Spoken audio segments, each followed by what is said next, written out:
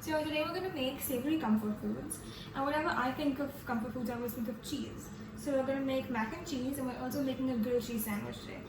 And we're going to start with the grilled cheese sandwich. And so for the sandwich you need, for the cheese sandwich, it's 2 pieces of bread, sliced cheese of their preference, butter, and mustard if they want, or any other condiment that they want. So we're going to start off the grilled cheese by buttering our slices of bread. And you really want to butter these very generously because butter does taste very good. And we also don't put any grease into the pan when we cook our grilled cheese. So you don't want the bread to stick to the pan.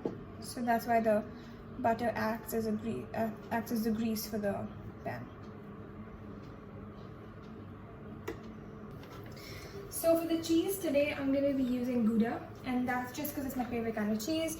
You can use whatever kind of cheese you like. I think cheddar has the best cheese pull if that's what you want, or Amul cheese, any type of cheese you have at home also works. And you want to put the cheese on the side of the bread that isn't buttered, so the buttered side will be going face down in the pan. And I like to put a lot of cheese on here, so I put like a slice or about a slice and a half. And then again, place the side of the bread that isn't buttered on the cheese. So now both sides of the bread that have been buttered are on the outside.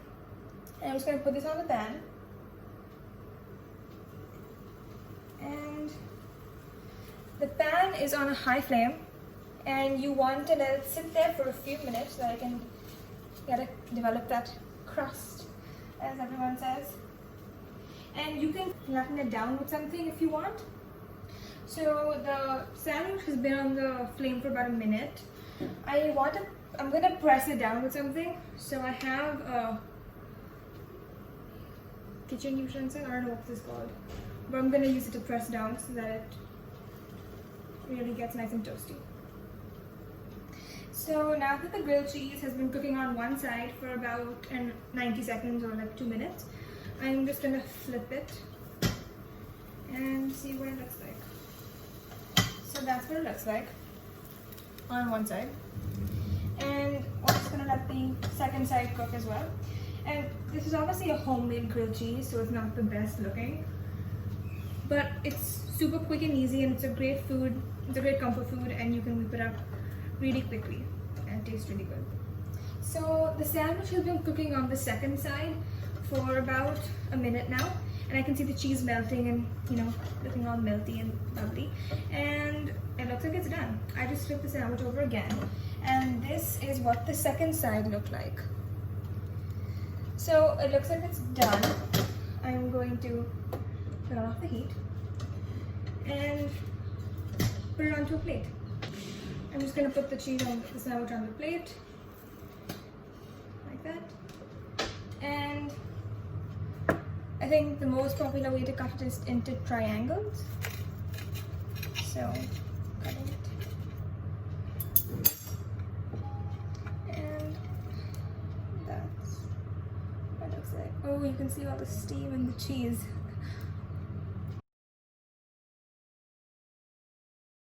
For the mac and cheese, you're gonna need 3/4 of a cup of elbow macaroni that's dry, so that's uncooked. 1 cup of milk, 1 tablespoon of flour, 1 tablespoon of butter, salt and pepper to taste, and if they want to add any other spices that they want, they can, again, to taste. 1 cup of shredded cheese, and that's it for the mac and cheese. So to make this mac and cheese, we're going to be making the sauce from scratch, and that means we need a roux. And a roux is basically a thickening agent, and it's made with equal amounts of flour and butter. And because we're going to be adding in a lot of milk, we're going to need the roux to act as a thickening agent and really make the sauce creamier and obviously thicker. And we're also going to add in the cheese, which is going to make it nice and cheesy. So to start off, we have to get a pan on the gas and heat it up. You want to put it on a low flame because you don't want the butter to burn, which is what happened the last time I made this. And you're going to need either a whisk, like a small one like this, or a wooden spoon. But you don't want like a metal spoon because the heat will travel all the way up to where you're holding it from. So we're going to start with adding in our butter.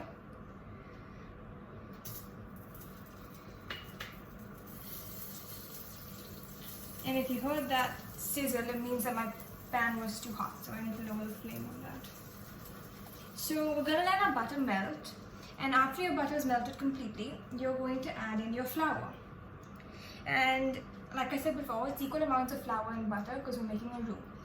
And once the butter is completely melted, add in the flour. When making the roux, you want to make sure you stir constantly, because if you stop stirring, it will become clumpy, which means you'll have a clumpy and a very grainy sauce for the mac and cheese. So now that my butter is all melted, I'm just going to go ahead and add in the flour. And I'm going to put it on a medium flame now. And I'm going to stir this constantly. It's going to start bubbling up a little bit, and you want to cook this out. So right now it looks very light and almost like a yellow. You want to cook this out for a minute or two until it becomes slightly darker in color. And you've cooked out, and you do this so that you can cook out the flavor of the flour, so your mac and cheese sauce doesn't taste like it's got flour in it. So my sauce just started bubbling, which means it's done. And now I'm going to add in the salt.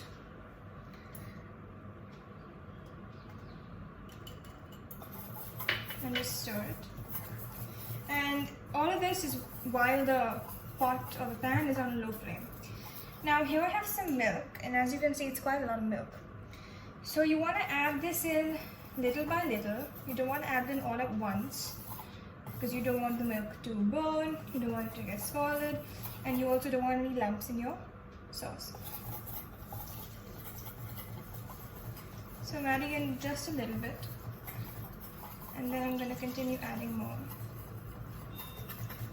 And you have to continuously whisk your mixture. So now I've added in all the milk, and at this point you can put it on a medium flame, and again just continue whisking and stirring until your mixture has thickened slightly. This will take some time, and you do need to continuously whisk it and mix it, so you can't really leave it alone because the milk will burn and you don't want that. So just continually whisk it until it's become a little thicker. So I've been stirring for quite some time, and it has gotten thicker, but the best way to check if your sauce is ready is to dip the edge of a wooden spoon in, and if you can drag your finger through the line and it stays, I mean it's done. So that's done. It's definitely a lot thicker now. It's definitely not as viscous as it was. So I'm just going to continue doing this for a little bit longer, and then I'm going to take it off the heat. So now that this is thick enough and I've turned off the heat, I am just going to take it to the side and continue stirring it until it's slightly cooled down. And I'm going to add in my cheese. This is just some grated cheese. I've used Gouda again because it's my favorite cheese. And you can use any kind of cheese you want. Cheddar, I don't know if mozzarella would work, but I'm sure any type of cheese would work. And I'm just going to stir in all this cheese and whisk it so that it melts. And if your cheese doesn't melt completely while you whisk it off the heat, you can put it back on the heat just for a little bit so that it melts completely.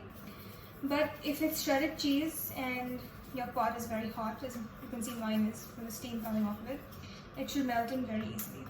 So it's melted, and that's what it looks like. That's the thickness of it. And I have some pre-cooked macaroni. I just cooked it in some salt water, and I'm just gonna add in all the macaroni.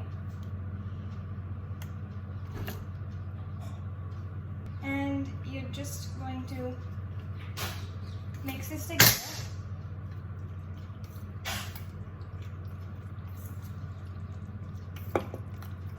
And a lot of people sometimes put their mac and cheese in the oven, and they put breadcrumbs on top of it, and they bake it so that it gets a nice crispy top. You can do that if you want, but I don't like a crispy top, so I just decided to leave that out. And I'm just putting it into a bowl here, including the mac and cheese.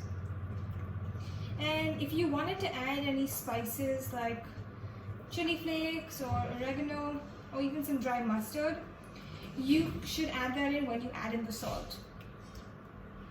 And mix it in with the salt and everything else. So this is what it looks like in the end. It's pretty cheesy. And of course you can add extra cheese on top if you like, but I'm not a huge fan of cheese.